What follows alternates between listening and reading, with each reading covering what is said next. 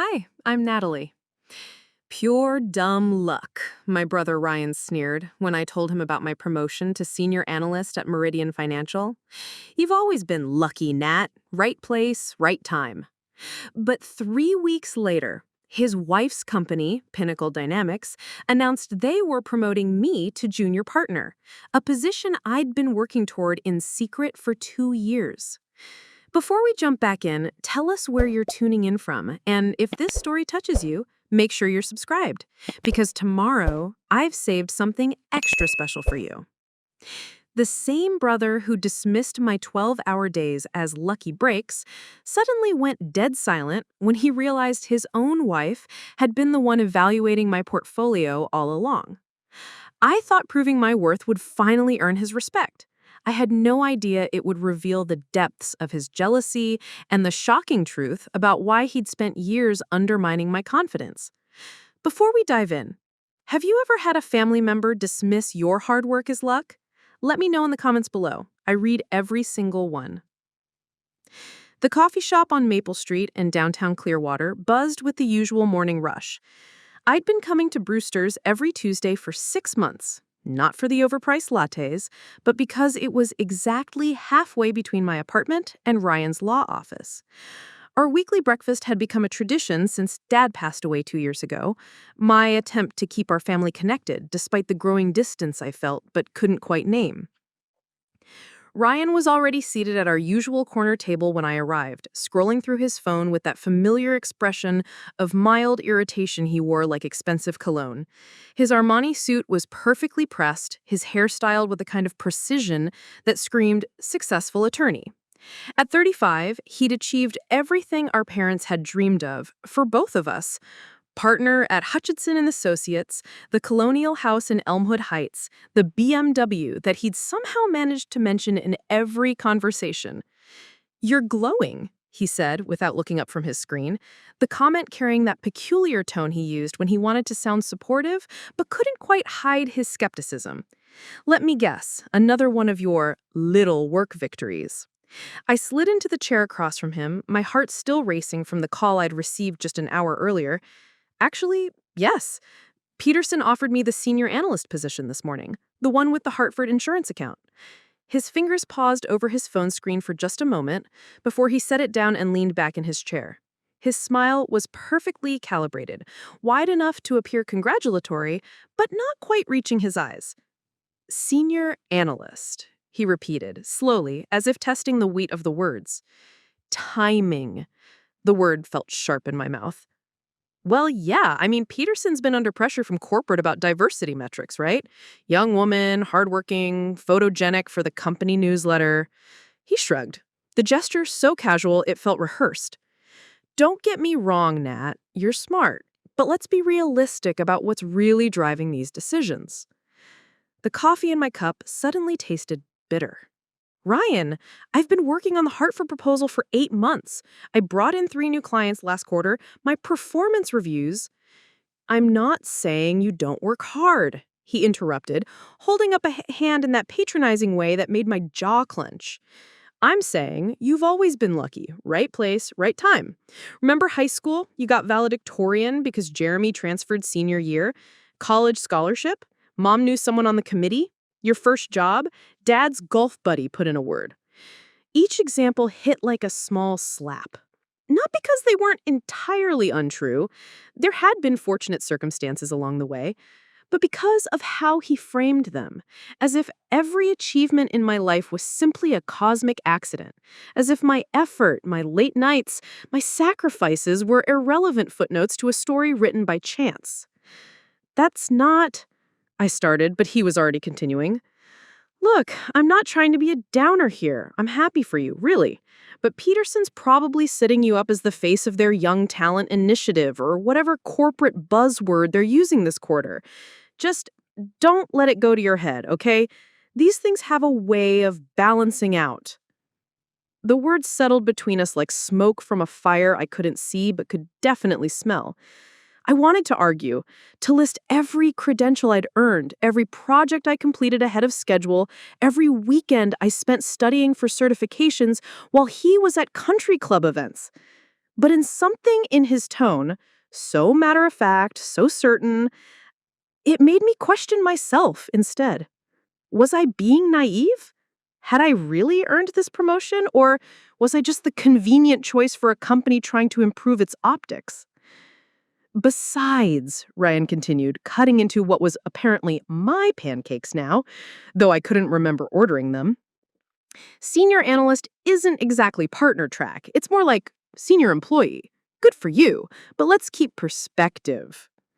I nodded numbly, my excitement from that morning's phone call dissolving like sugar and rain. This was Ryan's gift. He could make victory feel like a consolation prize with just the right combination of logic and condescension.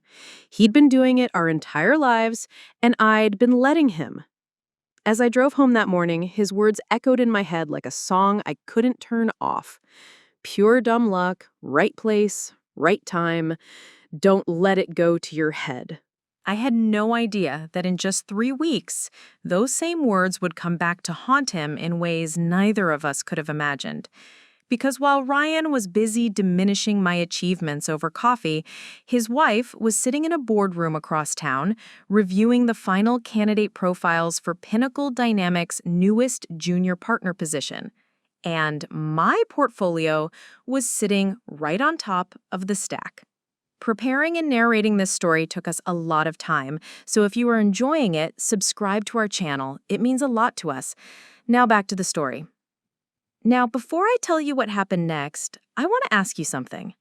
Have you ever worked your heart out for something, only to have someone you love minimize it? Maybe a parent who called your promotion networking, or a sibling who attributed your success to being in the right place at the right time. Drop a comment below and tell me about it. I promise I read every single one, and honestly, your stories help me realize I'm not alone in this. Because here's the thing about family. They're supposed to be your biggest cheerleaders, right?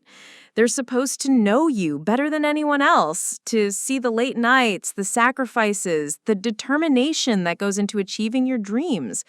But sometimes the people closest to us are the ones who have the hardest time accepting that we've grown beyond their expectations. Let me paint a picture of my life in Clearwater back then. It's one of those mid-sized cities where everyone knows everyone, at least in certain circles. The kind of place where your high school reputation follows you into your 30s, and where family names carry weight in business deals and country club memberships. I was living in a converted loft above Riverside Books on 3rd Street. Nothing fancy, but it had character. Exposed brick walls, a view of the Clearwater River from my tiny kitchen window, and rent that didn't require me to eat ramen every night. I'd chosen the place specifically because it was walking distance to Meridian Financial, where I'd been working for 3 years, steadily climbing from junior associate to analyst to now senior analyst. My days started at 5:30 a.m. with a run along the river trail, followed by coffee and market research before most people even thought about getting out of bed. I'd be at my desk by 7:30, usually the first one in the office, diving into financial reports and client portfolios with the kind of focus that made my colleagues joke that I was married to the job. But they didn't understand. This wasn't just a job for me. It was proving ground. Every client I landed, every successful recommendation I made, every late night I spent perfecting presentations was evidence. Evidence that I belonged in rooms where I was often the youngest person, the only woman, or both. Evidence that my ideas had value, that my instincts were sharp, that my work spoke louder than my age or gender. My apartment reflected this drive. The living room doubled as a home office, with a massive whiteboard covering one wall where I tracked market trends and client goals. Stacks of financial journals and industry reports occupied every surface. My bookshelf was lined with titles like The Intelligent Investor and Security Analysis. Not exactly light bedtime reading, but this was my passion. Ryan's world, by contrast, was all polished surfaces and established success. His law firm occupied 3 floors of the tallest building in downtown Clearwater, complete with marble lobbies and oil paintings of founding partners. His house in Elmwood Heights was the kind of place featured in Beautiful Homes magazine. perfectly landscaped with a 3-car garage and a pool he never used. We'd grown up in the same modest ranch house on Oakwood Drive, sharing the same parents, the same opportunities, the same foundation. But somewhere along the way, our paths had diverged in ways that went deeper than just career choices. Ryan had followed the traditional route: law school at State University, summer internships at established firms, a partnership track that was laid out like a roadmap from day one. His success was expected, celebrated, and understood by everyone in our family's social circle. My path was different. Finance wasn't a field anyone in my family understood. When I changed my major from education to economics in college, Mom had worried out loud about my job prospects. When I'd turned down a teaching position to take an entry-level position at Meridian, Dad had questioned whether I was being realistic about my skill set. And even now, 3 years later, I could see the puzzlement in their eyes when I talked about portfolio management or market analysis. It was as if I was speaking a foreign language, pursuing a career that didn't quite fit their understanding of what I was supposed to be doing with my life. Ryan's dismissal that morning at Brewster's was not new. It was just the latest in a pattern that had been building for years. Every achievement came with a caveat, every success with an asterisk. It was as if he couldn't reconcile the little sister he remembered with the professional woman I'd become. But here's what he didn't know, what none of them knew. I'd been quietly building something bigger than just my career at Meridian. For the past 18 months, I'd been working on a side project, an independent portfolio management strategy that I'd been testing with my own modest investments. The results had been impressive enough that I'd started reaching out to other firms, quietly exploring opportunities that would let me stretch beyond the limitations of my current role. One of those firms was Pinnacle Dynamics, the investment company where Ryan's wife, Dr. Amanda Thornfield, worked as head of strategic development. I'd submitted my portfolio and credentials through their online portal months ago, never mentioning the family connection, never even thinking it would lead anywhere significant. Amanda and I had always gotten along well at family gatherings, but we moved in different professional circles.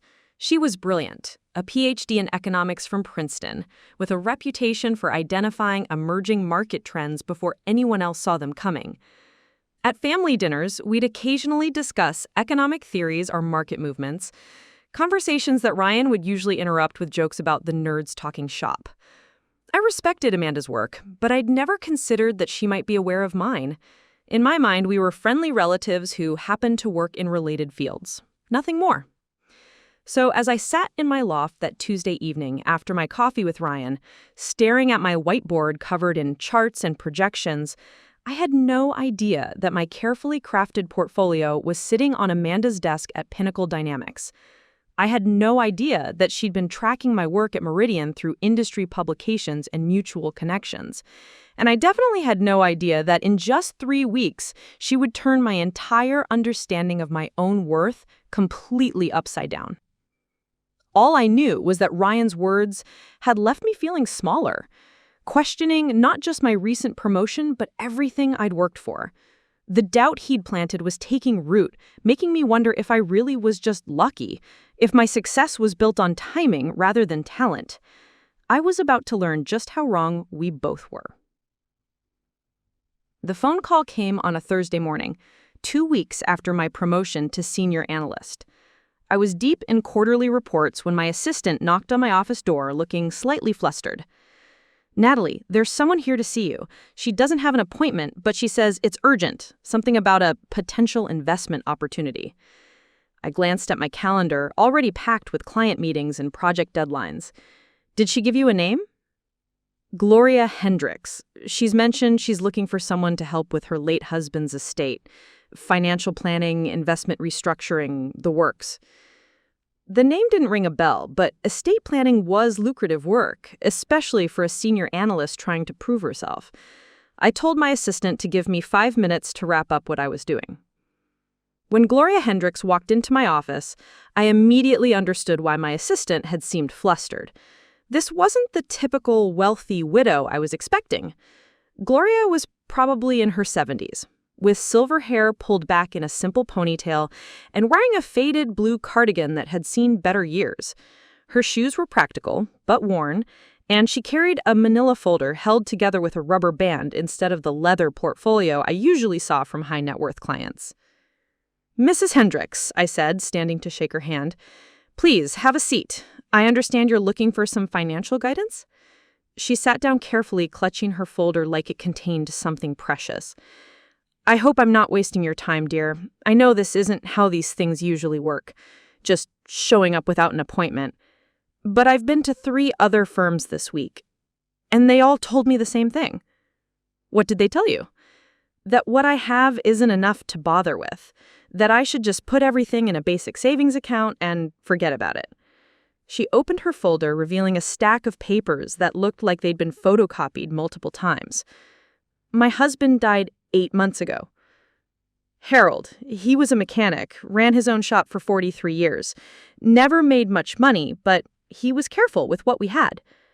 And he left you some assets to manage?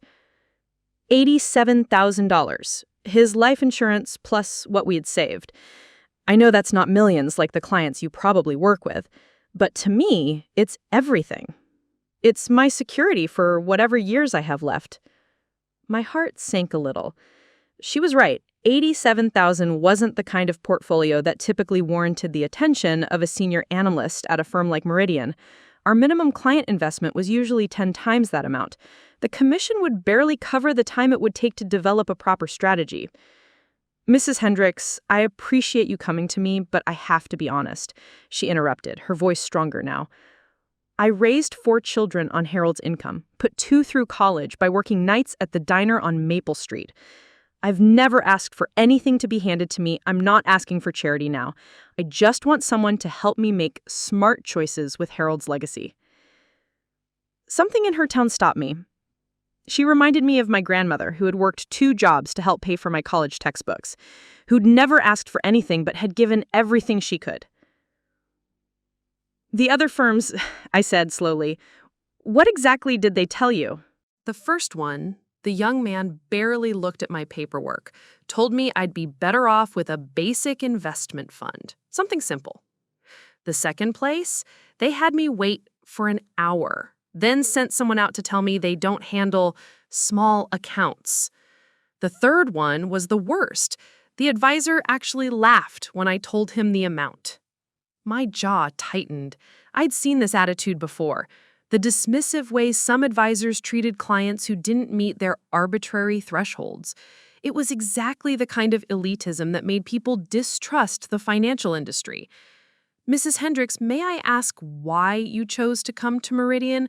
We're not exactly known for—" I caught myself before saying small accounts, but she seemed to understand. "My neighbor, Betty Santos, she cleans offices downtown. She mentioned that one of the young women here stays late every night, that she seems different from the others. More genuine, I guess. When I asked around, people said you actually listen to clients, that you care about doing right by them regardless of how much money they have." I felt a flush of warmth, followed immediately by a stab of anxiety. This was exactly the kind of situation Ryan would call a waste of time. A small portfolio, minimal commission, hours of work for little profit. In his world, this wouldn't even register as a real opportunity. But looking at Gloria Hendricks, sitting in my office with her worn folder and her quiet dignity, I saw something else entirely. I saw someone who'd spent her entire life being careful with money because she'd had to be. Someone who understood the value of every dollar because she'd earned it, each one through hard work and sacrifice. "Mrs. Hendricks, may I ask if I could take a look at what you have there?" She handed over her folder, and I spread the contents across my desk. Harold's life insurance policy, bank statements going back 5 years, a small 401k that had been carefully maintained, even a few stock certificates from a company that had been acquired decades ago and was now worth considerably more than he'd originally paid. As I reviewed the documents, I realized something that made my pulse quicken.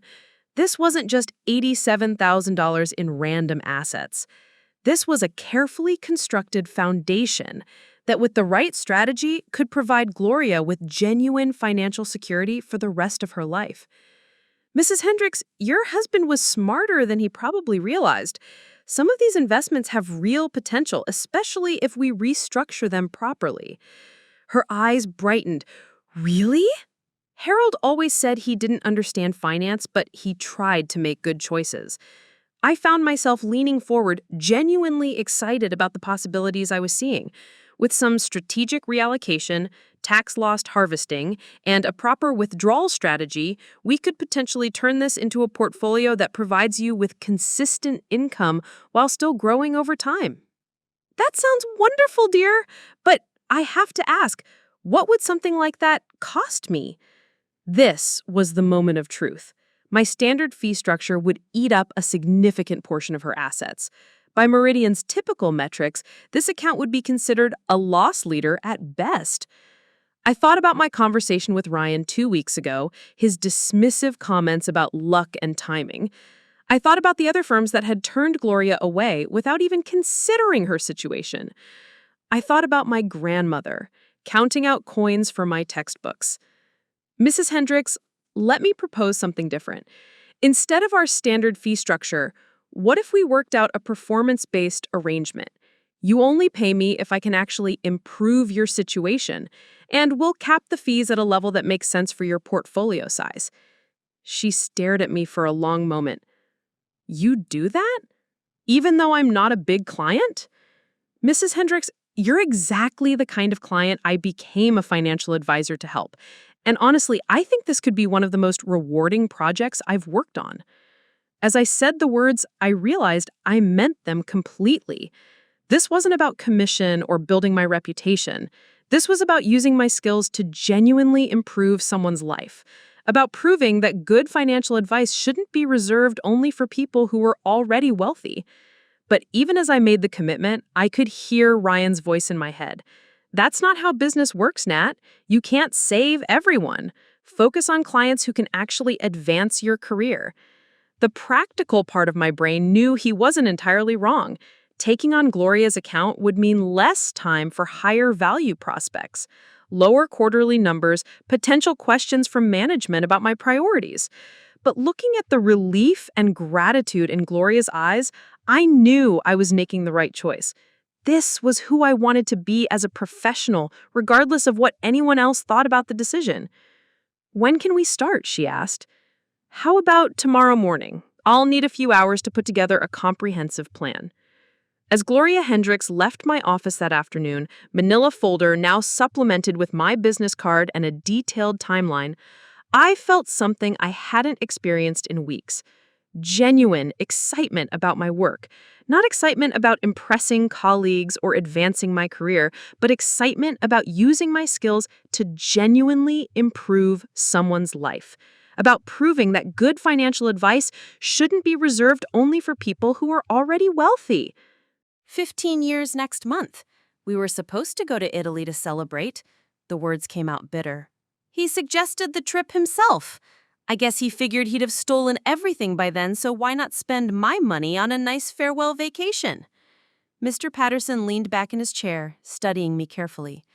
Mrs. Rodriguez, I need to ask you some difficult questions.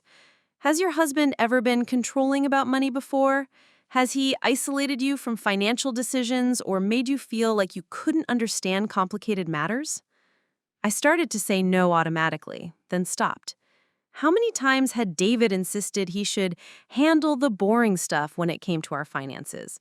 How often had he praised me for being so much better at the creative things whenever I had asked questions about our investments or insurance policies? How frequently had he redirected conversations about money toward my work, my interests, anything that wasn't our joint financial picture? I thought he was being considerate, I said slowly. He always said he enjoyed managing our money, that it was his way of taking care of the family. I trusted him. That trust wasn't misplaced, Mrs. Rodriguez. In a healthy marriage, you should be able to rely on your partner. What your husband has done is abuse that trust in the most calculated way possible. Mr. Patterson tapped the photos with his pen.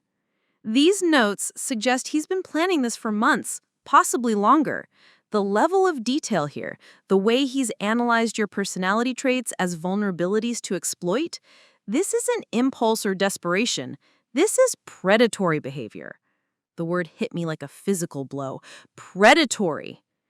David, the man who remembered my coffee order, who never missed one of Lily's soccer games, who still held my hand during movies, was a predator, and I was his prey.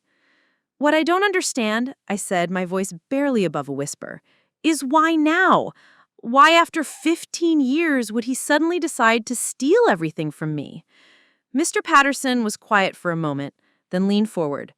Mrs. Rodriguez, when was the last time you and your husband discussed your future plans? Retirement, Lily's college expenses, major life changes? I thought back to our recent conversations. We've been talking about Lily graduating next year, about her college applications, and David mentioned that once she's in college, we might want to think about downsizing, maybe moving somewhere warmer. The realization hit me like ice water. He's planning to leave me once Lily graduates. That would be my assessment.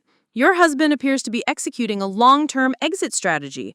By the time your daughter leaves for college, he intends to have transferred all marital assets into his name alone.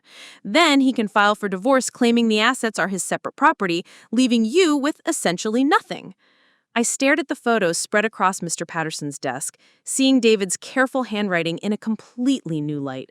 This wasn't just about the house. This was about dismantling our entire life together while making sure I got none of the pieces. The good news is, Mr. Patterson continued, is that he's made several critical mistakes. First, he didn't count on us contacting you about the deed transfer. Second, he left a paper trail of his planning that could be crucial evidence in court. And third, he underestimated you. What do you mean? He wrote in his notes that you're too trusting and conflict-averse to fight back. But you're here, aren't you? You've gathered evidence, you've taken action, and you're prepared to protect yourself. That doesn't sound like someone who won't fight back to me. For the first time since morning, I felt something other than devastation. There was a spark of something fierce and unfamiliar burning in my chest. Not just anger, but determination. David had counted on me being passive, compliant, easy to steamroll. He had built his entire plan around the assumption that I would quietly accept whatever he chose to do to me. He was about to discover how wrong he was. Mr. Patterson, what are my options? I want to stop him, but I also want to make sure Lily's protected. She doesn't know anything about this, and I don't want her caught in the middle. We have several courses of action. First, I'm going to file an emergency motion to freeze all joint assets, including your bank accounts, investment portfolios, and any other property you own together. This will prevent your husband from transferring or liquidating anything else while we sort this out. He pulled out a yellow legal pad and started writing. Second, I'm recommending you open a personal bank account at a different bank and start redirecting your paychecks there immediately. Don't wait. Do this today if possible. Won't David notice when I don't deposit my check into our joint account? Mrs. Rodriguez, your husband has been systematically deceiving you for months. I think it's time you stopped worrying about his feelings and started protecting yourself. He certainly hasn't been worried about yours. The truth of that statement hit me hard. While I'd been concerned about being considerate, thoughtful, maintaining harmony in our marriage, David had been calculating the most efficient way to rob me blind. I'd been playing by the rules of a loving partnership while he had been playing an entirely different game. That evening, I made the mistake of calling Ryan. "You did what?" His voice crackled through my phone speaker as I microwaved leftover pasta in my kitchen. "Nat, please tell me you're joking." I'd only meant to share what I thought was a feel-good story about helping someone who needed it. Instead, I was getting a lecture from someone who'd never worked a day in finance, but apparently understood my business better than I did. "Ryan, it's not that big a deal. I'm helping someone who needs guidance." "It's exactly that big a deal," he interrupted. "Do you have any idea how competitive your industry is? How easy it would be for Peterson to decide you don't have the killer instinct for senior-level work? Since when do you know so much about financial advising? Since I've been married to Amanda for 6 years and heard her talk about what separates successful advisors from struggling ones. You think she built her reputation at Pinnacle by taking on every sad story that walked through her door?" The mention of Amanda stung more than I expected. Ryan's wife was everything I aspired to be professionally: respected, successful, sought after by high net worth clients. If she would think my decision was naive, maybe everyone else was right. Look, Ryan continued, his tone softening slightly, I know you want to help people. It's one of the things I admire about you. But you can't save everyone, and trying to do so is going to hurt your ability to help anyone in the long run. So what should I have done? Just turned her away? Yes, politely, professionally, with a referral to someone more appropriate for her needs. That's what a senior analyst does. They understand their value and protect it. After we hung up, I found myself questioning everything. Was I being naive? Was my decision to help Gloria actually a disservice to both of us, setting expectations I couldn't meet while compromising my ability to serve clients who could genuinely benefit from sophisticated financial strategy? I pulled up my laptop and started researching discount brokerages and robo-advisors, wondering if Peterson and Ryan were right about where Gloria should be getting her financial guidance. The platforms were impressive. Automated portfolio management, low fees, simple interfaces designed for straightforward investing needs. But as I scrolled through the options, I kept thinking about the look in Gloria's eyes when she described visiting other firms, the dismissive treatment she'd received, the laughter from that advisor who'd found her situation amusing. Would any of these automated systems care that Harold had worked 43 years to build this nest egg? Would they understand the difference between managing money and managing someone's entire sense of security? My phone buzzed with a text from Jessica. Hey, heard Peterson talk to you. Don't take it personally. He's just looking out for your career. We should grab drinks this weekend, and I'll tell you about some prospects I'm working on, real wealth-building opportunities. Another message came in, this one from Derek. BTW, if you decide that client isn't a good fit, I'd be happy to refer her to my brother-in-law. He does simple planning for retirees, nothing fancy, but probably perfect for her situation. Even my assistant had something to say when I arrived at work the next morning. I hope you don't mind me asking, but are you sure about taking on Mrs. Hendricks? I just worry that other clients might think... She trailed off, but her meaning was clear. By the time I sat down at my desk that Friday morning, I felt like I was drowning in well-meaning advice. Everyone, from my boss to my colleagues to my own brother, seemed convinced that helping Gloria was a mistake that would damage my reputation and derail my career. The worst part was that a small voice in my head was starting to agree with them. Maybe I was being foolishly idealistic. Maybe success in this industry really did require the kind of cold calculation that put profit margins over people's needs. But then I looked at Gloria's folder, still sitting on my desk where I'd left it, and I remembered something my grandmother used to say. The measure of a person isn't what they do when everyone is watching and approving. It's what they do when they think no one will notice. I opened Gloria's file and got back to work on her investment strategy. If everyone thought I was making a mistake, then I just have to prove them wrong by doing the best job I'd ever done. I had no idea that someone had been watching me make this exact choice, taking note of my decision to prioritize client needs over peer pressure, and I definitely didn't know that this someone was about to change everything I thought I knew about my own career prospects. The call came on a Monday morning 3 weeks later, just as I was putting the finishing touches on Gloria's investment strategy. I'd spent the weekend running scenarios, optimizing her portfolio allocation, and preparing a presentation that would show her exactly how her money could work for her over the next 20 years. I nearly dropped my coffee. Pinnacle Dynamics was one of the most prestigious investment firms in the region, known for handling institutional clients and ultra-high net worth individuals. Their minimum client threshold was rumored to be in the millions, and their strategic partnerships were the kind of career-defining opportunities that most advisors could only dream about. I'm sorry, could you repeat that? I managed. We'd like to invite you to meet with our strategic development team this Thursday at 2 p.m. We've been reviewing your portfolio management approach and are interested in discussing how we might work together. My mind raced. How did Pinnacle Dynamics even know who I was?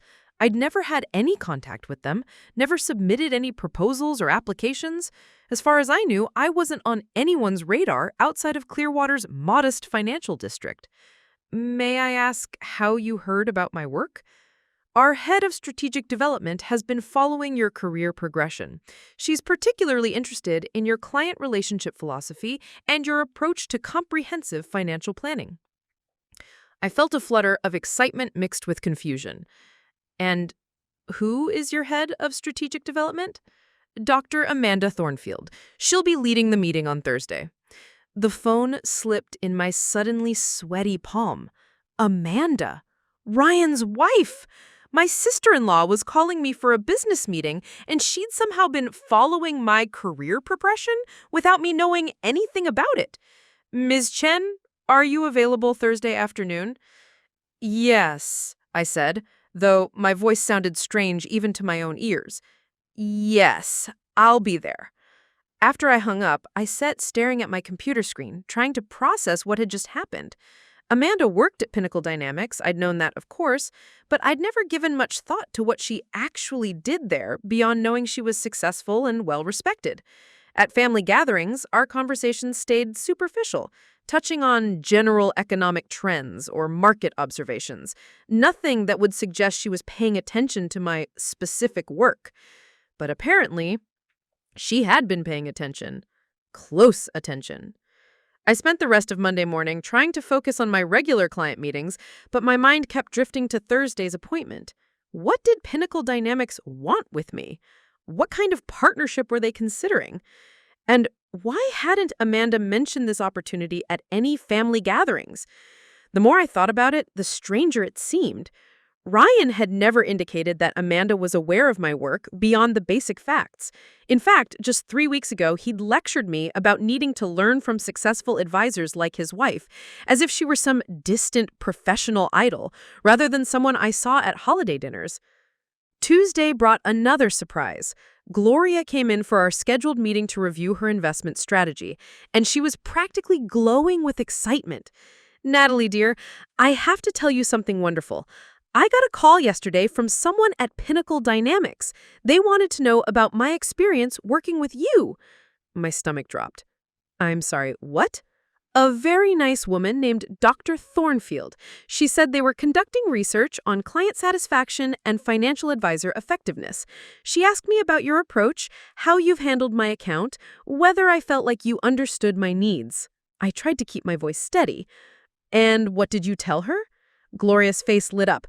I told her the truth, that you're the first advisor who's treated me like my financial security actually matters, that you've taken the time to understand not just my numbers, but my situation, that you've made me feel confident about my future for the first time since Harold died. She reached into her purse and pulled out a folder, not the rubber-banded manila envelope from our first meeting, but a proper leather portfolio that looked like it could have come from a high-end office supply store. I also told her about this, she continued, opening the portfolio to reveal printed copies of the investment strategy I'd prepared for her. I showed her your analysis, your projections, your explanations of every recommendation. She was very impressed. My head was spinning. Amanda called Gloria?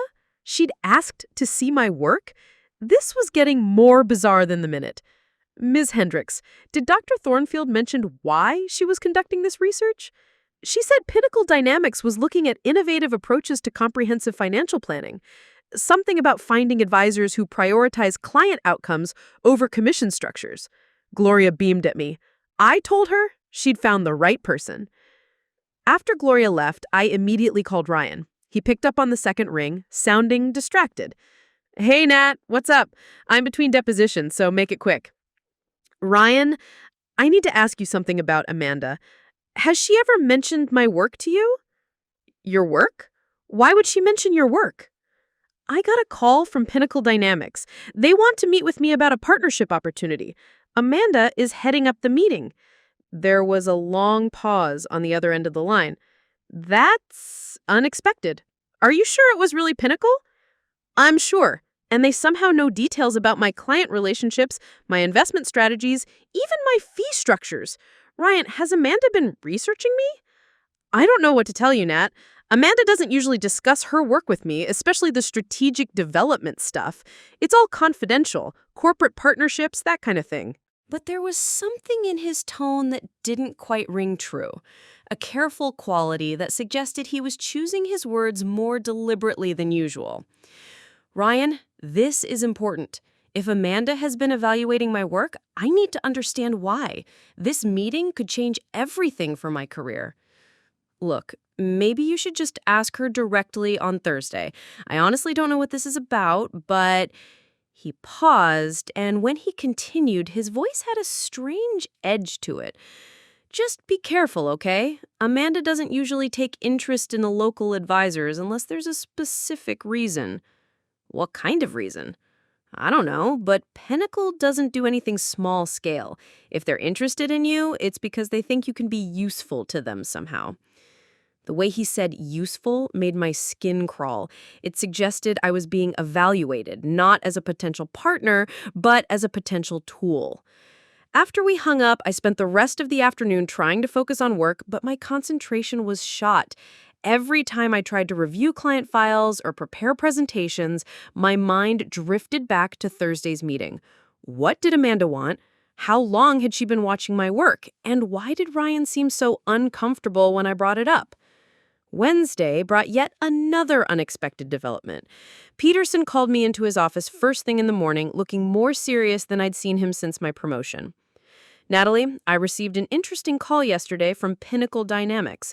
They're apparently considering some kind of strategic partnership with one of my senior analysts. I nodded. They called me on Monday. I'm meeting with them tomorrow. And you didn't think to mention this to me? His tone was carefully controlled, but I could hear the irritation underneath. I wanted to find out what they were proposing before I said anything. I don't even know what kind of partnership they're considering. Peterson leaned back in his chair, studying me with an expression I couldn't quite read. Natalie, Pinnacle Dynamics doesn't call junior staff at regional firms unless something significant is happening. They operate at a level that frankly makes our biggest clients look like small fish. I understand that. Do you? Because if they're serious about working with you, it could mean major changes for you, for this firm, for your entire career trajectory. He paused and then leaned forward. It could mean they've identified something about your approach that aligns with their strategic goals. Is that a bad thing? That depends entirely on what they want and what you're willing to give them. Peterson's expression was grave. Just remember, opportunities like this don't come around often, but they also don't come without a price.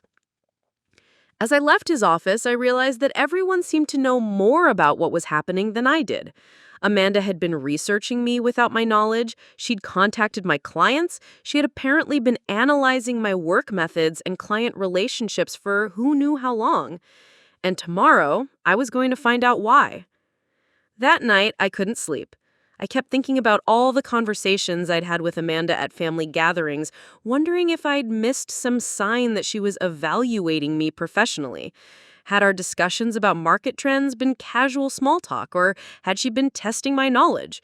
When she'd asked about my work at Meridian, had she been making polite conversation or gathering intelligence? Most unsettling of all was the realization that while I'd been struggling with criticism from colleagues about taking on Gloria's account, someone at the highest levels of the industry had been watching me make exactly those choices and apparently approving of them. As I finally drifted off to sleep around 2 a.m., one question kept echoing in my mind. What did Amanda Thornfield see in my work that everyone else had missed? I was about to find out. The Pinnacle Dynamics building rose 43 floors above downtown Clearwater, its glass facade reflecting the afternoon sun like a beacon of corporate success. I'd driven past it countless times on my way to client meetings, but I'd never imagined myself walking through its marble lobby, past the fountain and the abstract sculptures that probably cost more than most people's annual salaries. The receptionist, polished and professional in the way that suggested expensive training, directed me to the 37th floor. The elevator ride felt endless, my stomach churning with each passing floor. By the time the doors opened, I was questioning everything. My outfit, my portfolio, my decision to come here at all. Amanda's office was corner suite perfection. Floor-to-ceiling windows offered a panoramic view of the city, and her desk was positioned to take full advantage of both the natural light from the windows and the psychological impact of sitting against such an impressive backdrop. She stood as I entered, and for a moment, I saw her not as Ryan's wife, but as Dr. Amanda Thornfield, one of the most respected strategic development executives in the region. "Natalie, thank you for coming," she said, gesturing to a seating area away from her desk. "Please have a seat. Can I get you anything? Coffee, water?" I accepted water, mainly to give my hands something to hold.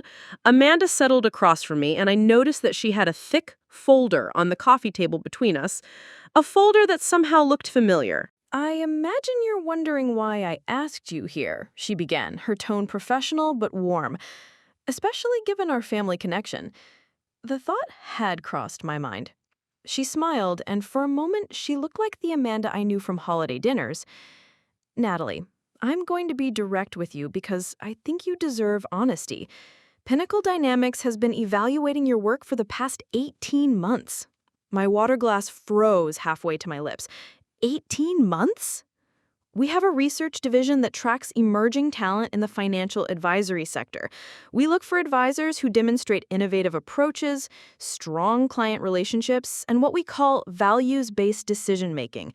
She opened the folder and slid it toward me. "You've been on our radar since you handled the Morrison Industries pension restructuring last year." I stared at the folder, recognizing it now. It was filled with copies of my work, client presentations, investment strategies, performance reports, even correspondence with clients. Seeing my professional life laid out like evidence in a case file was deeply unsettling. How did you get all of this? Industry publications, conference presentations, client testimonials that became public record through regulatory filings. Nothing that wasn't already in the public domain, but we've been comprehensive in our research. Amanda leaned forward. What caught our attention wasn't just your performance metrics, which are impressive. It was your approach to client relationships. She pulled out a specific document, Gloria's investment strategy, the one I just finalized. My heart stopped. How do you have that? Mrs. Hendricks provided it willingly when I contacted her. She was eager to share her experience working with you. Amanda's expression was serious now. "Natalie, do you understand how unusual your approach to her account has been? According to everyone at my firm, it's been foolishly uncommercial. According to my analysis, it's been revolutionary." She stood and walked to her window, gesturing for me to join her. "Look out there. See all those buildings? Every one of them houses financial advisors who are competing for the same pool of ultra-high net worth clients. They're all offering the same services, using the same strategies, targeting the same demographic." I followed her gaze across the cityscape, not sure where she was heading. "Meanwhile, there's an enormous underserved market of people like Gloria Hendricks, people with significant assets who need sophisticated financial guidance but don't meet the arbitrary minimums that most firms have established. Pinnacle Dynamics has been looking for a way to enter that market without diluting our premium brand. We needed someone who could deliver high-quality service to middle-market clients while maintaining the standards our institutional clients expect." My mind was racing. "And you think I'm that person?" "I know you are, because I've been watching you prove it for the past 18 months. Amanda returned to her seat and pulled out another document. "This is a comprehensive analysis of your client retention rates, satisfaction scores, and performance outcomes compared to industry standards. In every category, you're performing in the top 5%. I looked at the numbers, barely believing what I was seeing. According to this analysis, my clients weren't just satisfied, they were extraordinarily loyal, and their portfolios were consistently outperforming market benchmarks. But more importantly, you've demonstrated something that can't be taught. The ability to understand what clients actually need, not just what they think they want. Your approach to Gloria's account is a perfect example. Any conventional advisor would have put her in a simple balanced fund and collected minimal fees. You've created a comprehensive strategy that addresses her specific concerns about healthcare costs, inflation protection, and legacy planning." She pulled out yet another document, a detailed analysis of Gloria's portfolio that I didn't remember providing to anyone. I've run projections based on your recommendations. If implemented correctly, your strategy could provide Gloria with 30% more income over her lifetime than a conventional approach, while still preserving principal for her heirs. I stared at the numbers, feeling a mixture of pride and confusion. How did you access this level of detail about my client work? Gloria authorized me to review everything. She's actually been working with our research team as a case study subject. Amanda's expression became more serious now. Natalie, what I'm about to tell you might come as a shock. Pinnacle Dynamics wants to offer you a position as a junior partner leading our new middle market excellence division. The words hung in the air like smoke. Junior partner? At Pinnacle Dynamics? At 28 years old? I don't understand. Why me? Why now? Because you've already proven you can do the job, because your approach aligns perfectly with where we see the industry heading, and because, frankly, you're being wasted at Meridian Financial. Amanda pulled out one final document, a formal offer letter with terms that made my eyes widen. The base salary alone was more than double what I was making at Meridian, and the partnership track outlined a path to senior partner within 5 years. There's one more thing, Amanda said quietly. The reason I haven't mentioned this opportunity at family gatherings is because I wanted to be absolutely certain that our personal relationship wouldn't influence my professional judgment. I've kept this evaluation completely separate from our family connection. Does Ryan know? Amanda's expression shifted slightly. Ryan knows I work at Pinnacle Dynamics. He doesn't know about our research division or this offer. Something in her tone made me pause. Amanda, can I ask you something directly? Has Ryan ever talked to you about my career? She hesitated, which was answer enough. What has he said? He's expressed concerns about your business instincts. He's suggested that you might be too idealistic for long-term success in finance. She looked uncomfortable. He's also mentioned that he worries about you taking on clients who can't properly compensate you for your expertise. The irony was so complete, it was almost funny. While Ryan had been lecturing me about business sense and dismissing my promotion as luck, his wife had been conducting an 18-month evaluation that concluded I was exactly the kind of advisor Pinnacle Dynamics wanted as a partner.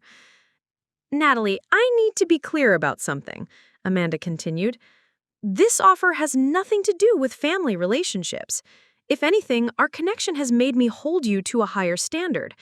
Every aspect of this evaluation has been based purely on your professional merit. I looked at the offer letter again, trying to process the magnitude of what she was proposing. When would you need an answer? Take the time you need, but I should mention that we've had inquiries from 2 other major firms about your availability. Word is starting to get around about your performance metrics. As I prepared to leave Amanda's office, she handed me one final folder. These are testimonials from your clients over the past 2 years. I think you'll find them illuminating. In the elevator down, I opened the folder and began reading. Client after client describing me as genuinely caring, exceptionally thorough, the first advisor who really listened. One testimonial from a couple I'd helped with retirement planning said, Natalie doesn't just manage our money, she understands our dreams. But it was Gloria's testimonial that brought tears to my eyes. In a world where financial advisors seem to only care about wealthy clients, Natalie treats every person with dignity and respect. She's shown me that financial planning isn't just about numbers, it's about hope. As I sat in my car in the Pinnacle Dynamics parking garage, I realized that everything I'd been told about my career was wrong. I wasn't lucky. I wasn't naive. I wasn't making career-limiting decisions by helping clients like Gloria. I was exactly where I belonged, doing exactly what I was meant to be doing. The only question now was whether I had the courage to embrace it. I drove straight to Ryan's law office from Pinnacle Dynamics, the offer letter burning like fire in my briefcase. The rush hour traffic that normally frustrated me felt almost therapeutic now. I needed the time to process what had just happened and figure out how to handle what was about to happen. Ryan's firm occupied the 15th through 17th floors of the Clearwater Tower, all polished granite and mahogany that screamed old money and established success. I'd been here dozens of times over the years, usually for family celebrations or quick visits, but today felt different. Today, I wasn't coming as Ryan's little sister looking for approval. I was coming as someone who had something to say. The receptionist recognized me and waved me through without calling up. I took the elevator to the 16th floor and walked past the corner offices until I reached Ryan's door. Through the glass, I could see him at his desk, dictating something to his assistant while reviewing documents. The picture of professional competence and control.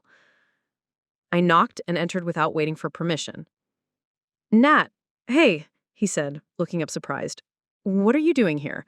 He gestured to his assistant, who gathered her materials and left, closing the door behind her. "We need to talk."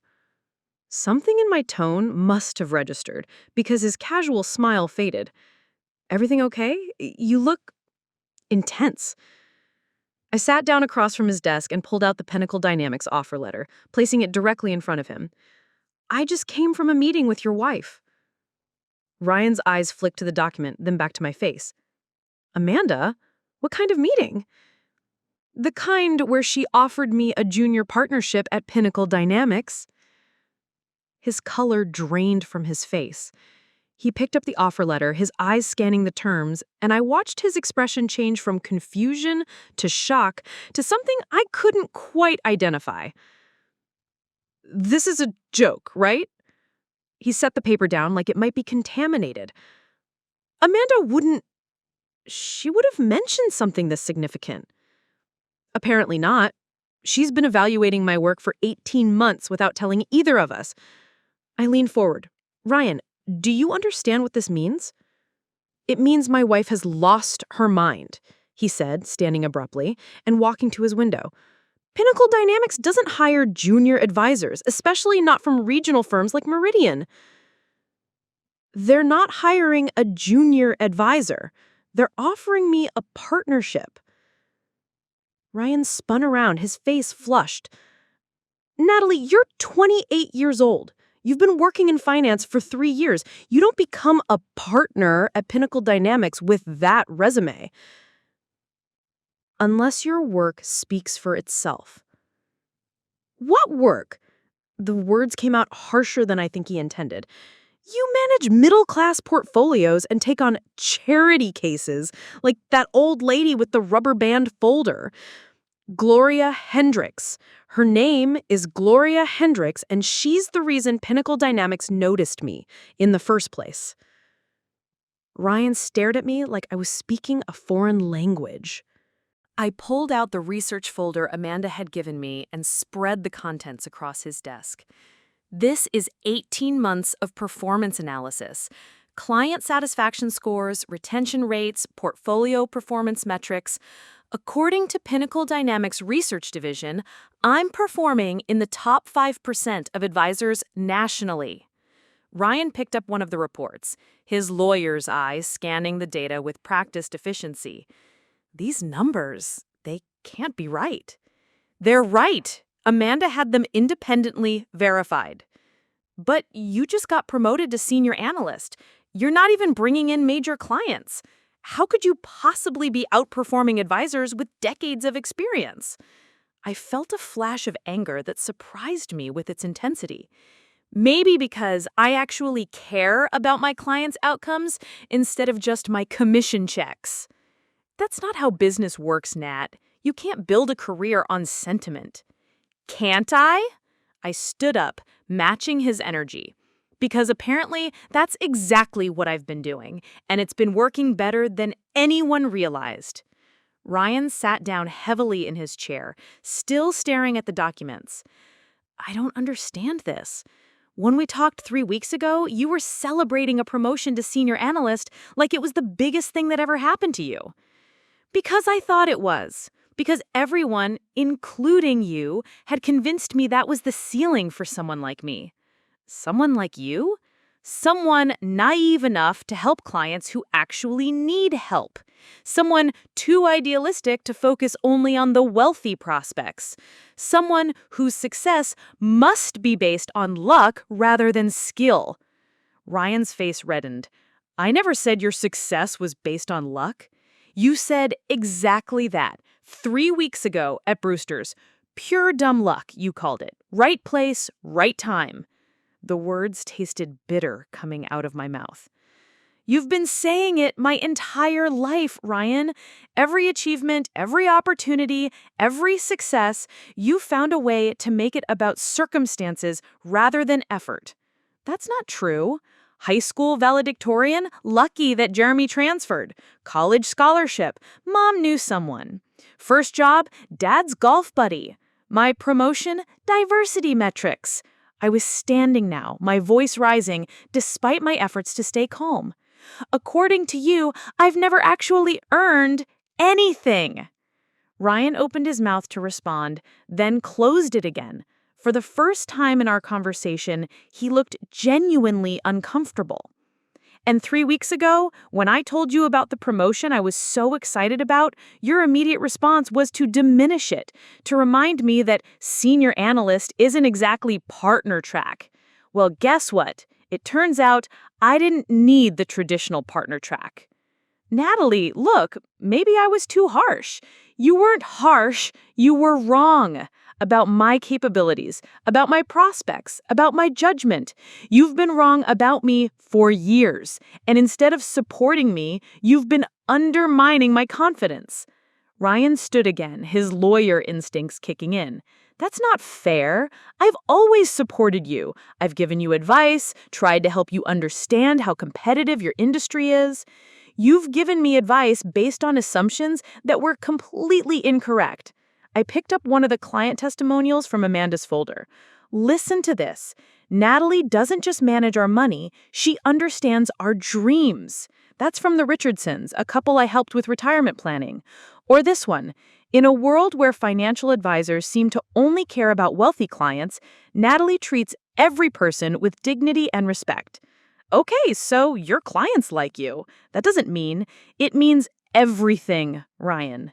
It means the approach you've been criticizing is exactly what makes me valuable. It means the choices you've called naive are actually what sets me apart from every other advisor in the market. Ryan sat back down, running his hairs through his hair. I don't understand how this happened. Amanda never mentioned any of this research. She kept it separate from family relationships. She wanted to make sure her evaluation was based purely on professional merit, which means she concluded I was partnership material without any family bias. But you were struggling. You were questioning yourself, worried about your career trajectory. Because you and everyone else at Meridian had convinced me that caring about clients was a weakness instead of a strength. I felt a flash of unwept tears behind my eyes, but I pushed them down. Do you have any idea what it's like to have your own family constantly suggest that you're not good enough, that your success is accidental, that you need to fundamentally change your approach to have any hope of real achievement? Ryan was quiet for a long moment, staring at the offer letter. When he finally spoke, his voice was softer. I thought I was helping. I thought I was preparing you for how tough business can be. You were projecting your own understanding of success onto my situation. You assumed that because I didn't operate like a traditional advisor, I must be doing something wrong. Maybe I was wrong about the specifics, he said slowly, but the principle still holds. You can't save everyone, Nat. You can't build a career on being everyone's favorite person. I'm not trying to save everyone. I'm trying to do excellent work for the clients I choose to serve. There's a difference. Ryan picked up another document from the folder, scanning it quietly. These performance numbers really are impressive. They are, and they're real. And they represent 3 years of work that you've consistently dismissed as lucky or naive or insufficiently commercial. What are you going to do? He asked finally. I'm going to take the partnership. Just like that? Just like that. I started gathering the documents from his desk. Ryan, I've spent years listening to your concerns about my career choices. I've second-guessed myself, changed strategies, even questioned my own judgment because I trusted that you knew better than I did. And now? Now I know that the person who actually knows better is me. I know my clients, I know my strengths, and I know what kind of advisor I want to be. And apparently, I'm exactly the kind of advisor that the most prestigious firm in the region wants as a partner. As I reached the door, Ryan called out to me, "Nat, wait, I'm sorry if I made you feel like your work wasn't valuable. That wasn't my intention." I turned back to face him. Your intention doesn't matter as much as your impact, Ryan. And the impact has been that I've spent years thinking I wasn't good enough, when the reality is that I was already better than I realized. So what happens now? With us, I mean. That depends on whether you can accept that your little sister might actually know what she's doing with her career. I left his office without waiting for an answer. As the elevator descended, I realized that for the first time in my adult life, I didn't need Ryan's approval or validation. I had something better, proof that my own judgment had been right all along. That evening, I sat in my apartment staring at two pieces of paper that represented two completely different futures. On my left, the Pinnacle Dynamics partnership offer. Junior partner, six-figure base salary, equity stake, and the chance to build something revolutionary in middle-market financial services. On my right, a printed email that had arrived an hour after I got home from confronting Ryan. The email was from Amanda, and it changed everything. Natalie, I need to be completely transparent with you about something I didn't mention in our meeting today.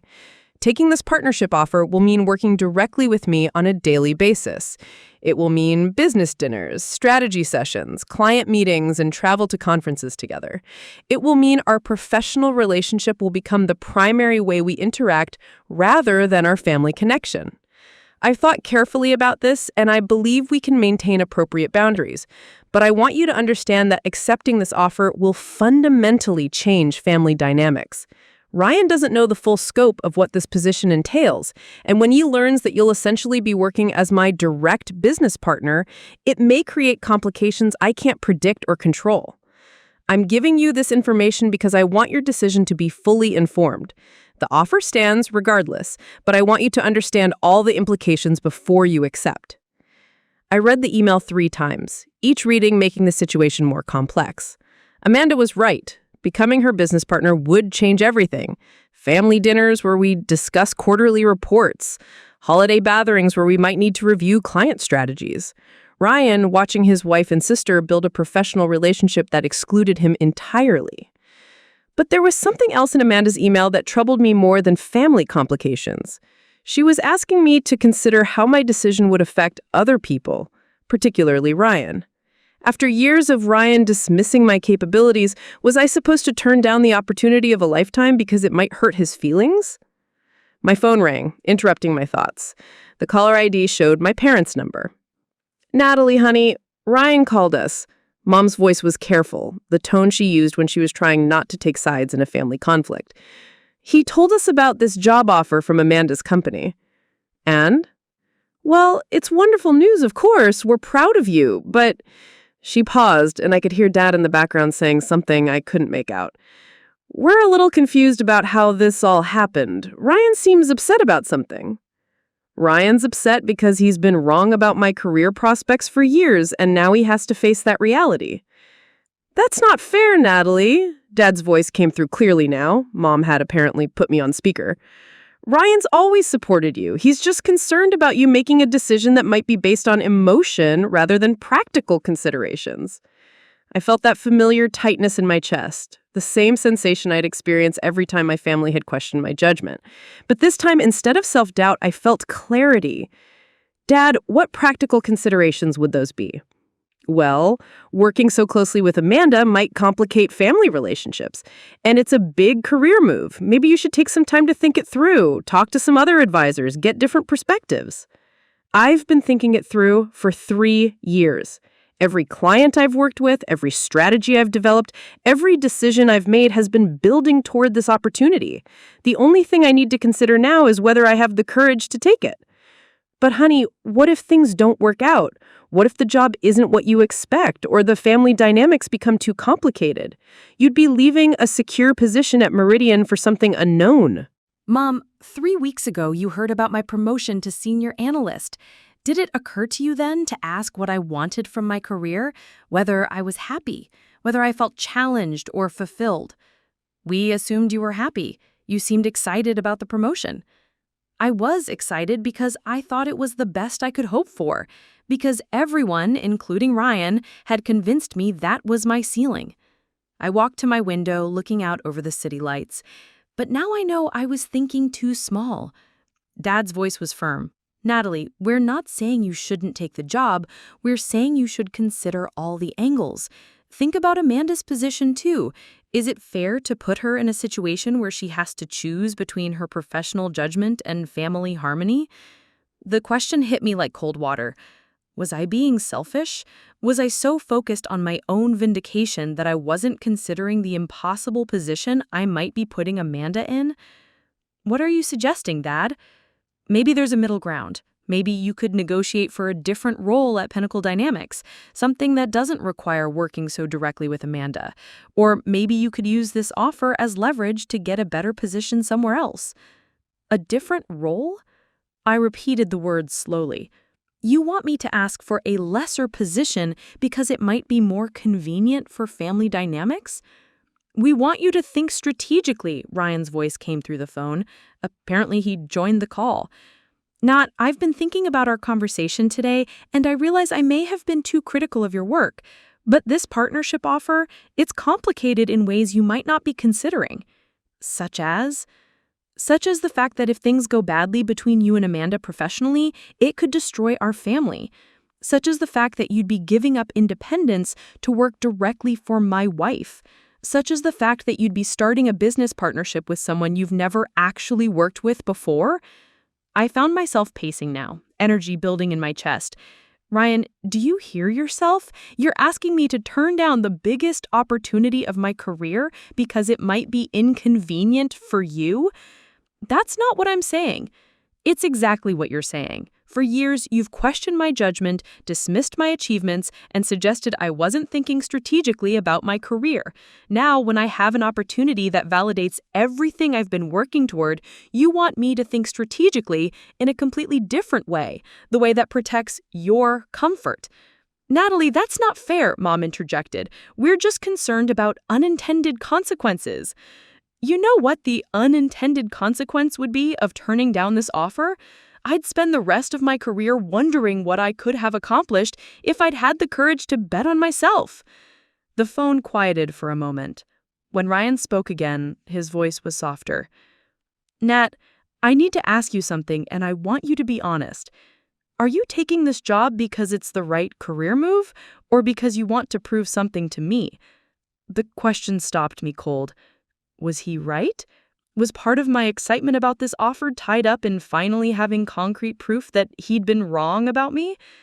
I thought about Gloria Hendricks sitting in my office with her rubber-banded folder, trusting me with her late husband's legacy.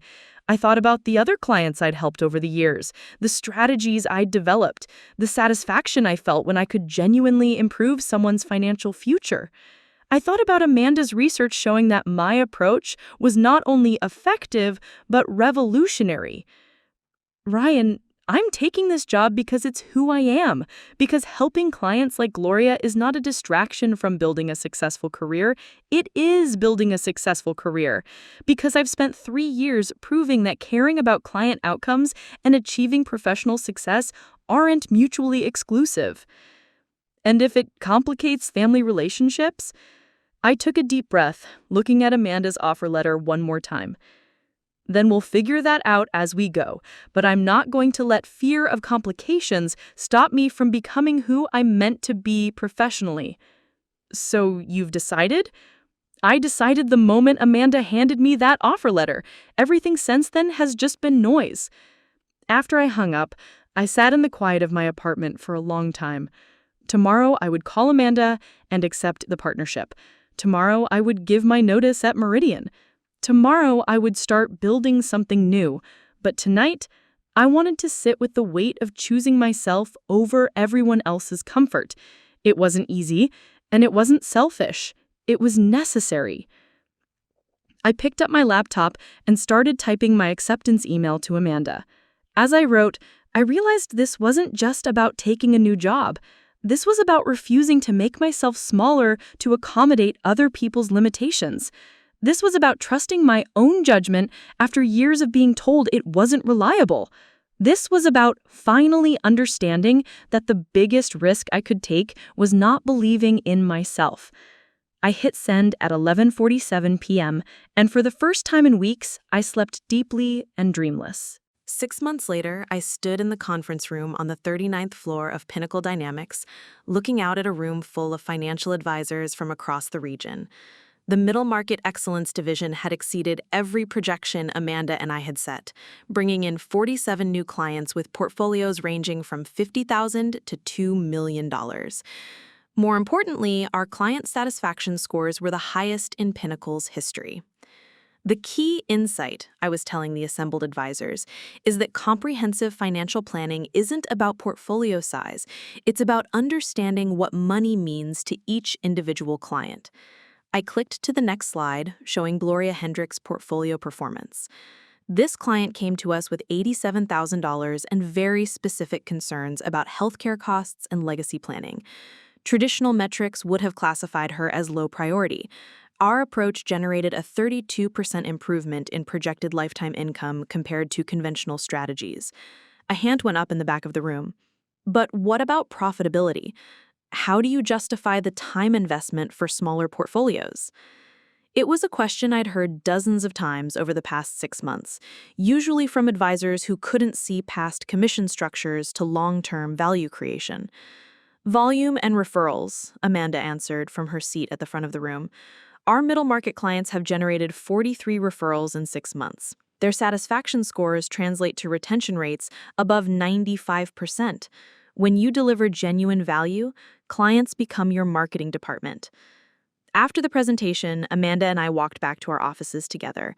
It had taken some adjustment, working so closely with my sister-in-law, but we developed a professional dynamic that was surprisingly natural.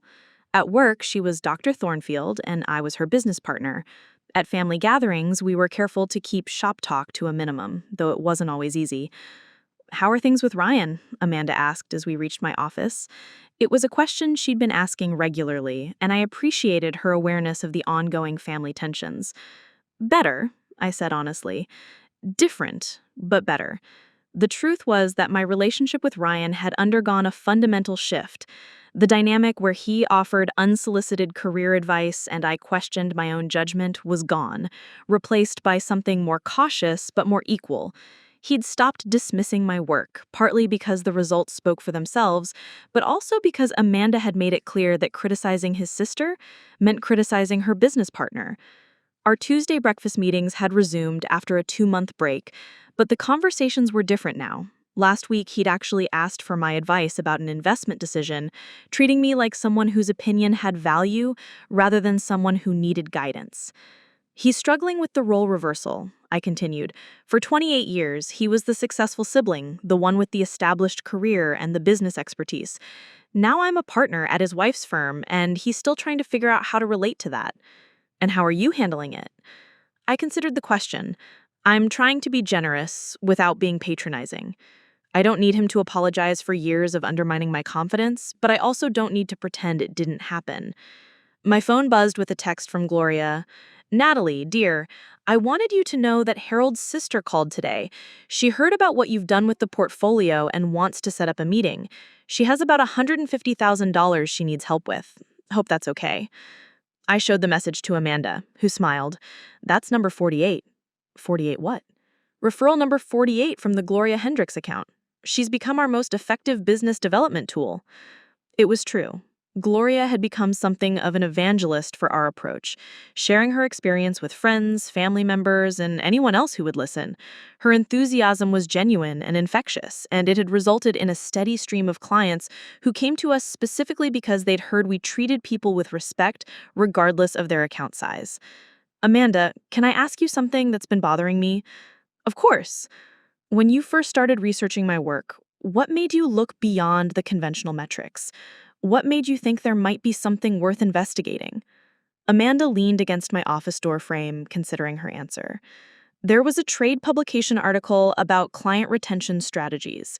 It mentioned an advisor in Clearwater who had managed to achieve a 97% retention rate over 2 years. The industry average is around 75%. You tracked me down because of retention rates? I tracked you down because I wanted to understand how someone achieved those numbers without serving ultra-high net worth clients. When I started digging deeper, I found client testimonials that were unlike anything I'd seen in this industry. People weren't just satisfied with their financial outcomes, they were grateful for how they'd been treated as human beings. She paused, looking thoughtful.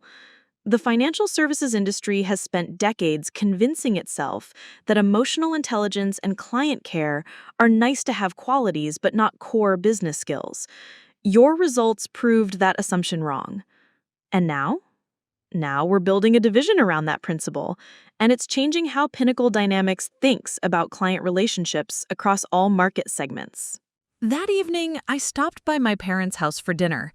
It was something I'd started doing more regularly since taking the partnership, partly because I wanted to maintain family connections, but also because I'd realized how much their perception of my career had affected my own self-image. "How's work going, honey?" Mom asked as she set down a plate of her famous pot roast. "Really well. We're opening a second office in Springfield next month." "That's impressive growth for a new division." "It is. Amanda thinks we'll be ready to expand into other markets within the year." There was a time when updates like this would have been met with surprised congratulations, as if my success were unexpected. Now my parents nodded with the kind of matter-of-fact acceptance that suggested they'd adjusted their expectations of what I was capable of achieving. "Ryan mentioned that some of your clients are referring their friends," Mom said. "Quite a few, actually. Word of mouth has been our primary source of new business." "That's wonderful, dear. It sounds like you're really making a difference for people." The conversation was pleasant and supportive, but I could sense something underneath it, a careful quality that hadn't been there before. My parents were proud of my success, but they were also slightly mystified by it. The daughter they'd known, the one who needed guidance and reality checks, had been replaced by someone who was building something significant in a world they didn't fully understand. As I drove home that night, I thought about the strange journey from that Tuesday morning coffee with Ryan 6 months ago to this moment.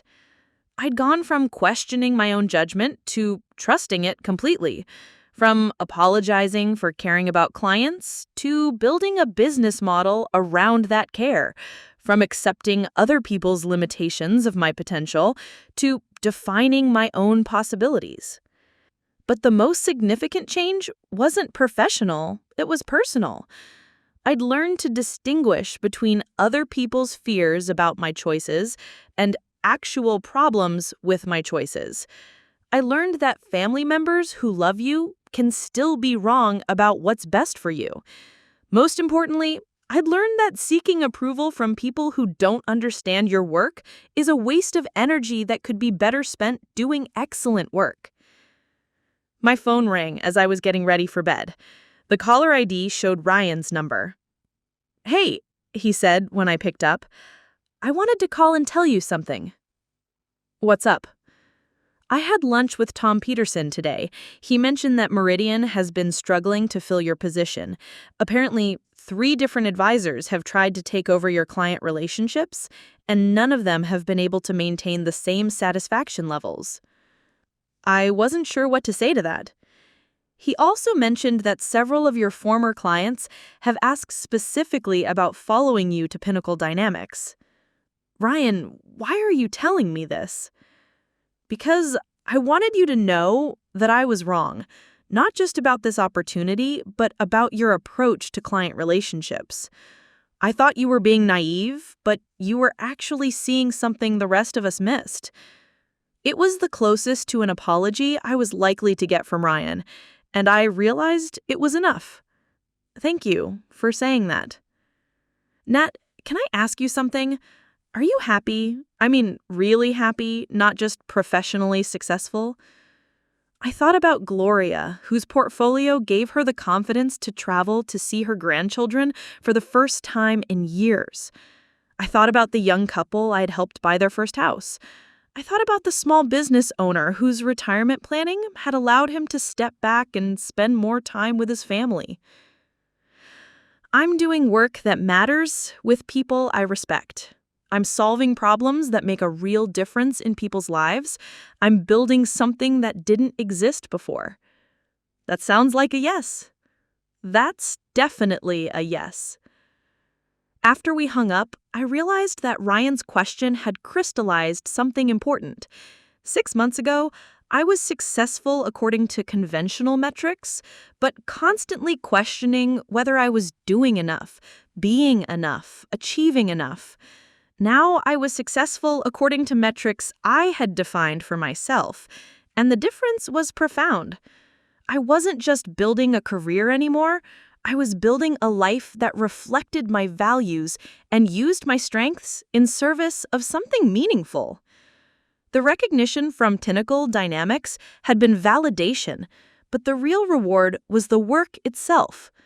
Tomorrow, I had meetings with 3 new clients, a strategy session with Amanda about expanding our service offerings, and a conference call with advisors from 2 other firms who wanted to learn about our approach. But tonight, I was simply grateful to be someone who had learned to trust her own judgment and had the courage to act on it. Sometimes the biggest risk isn't taking a chance on an opportunity. Sometimes the biggest risk is not taking a chance on yourself.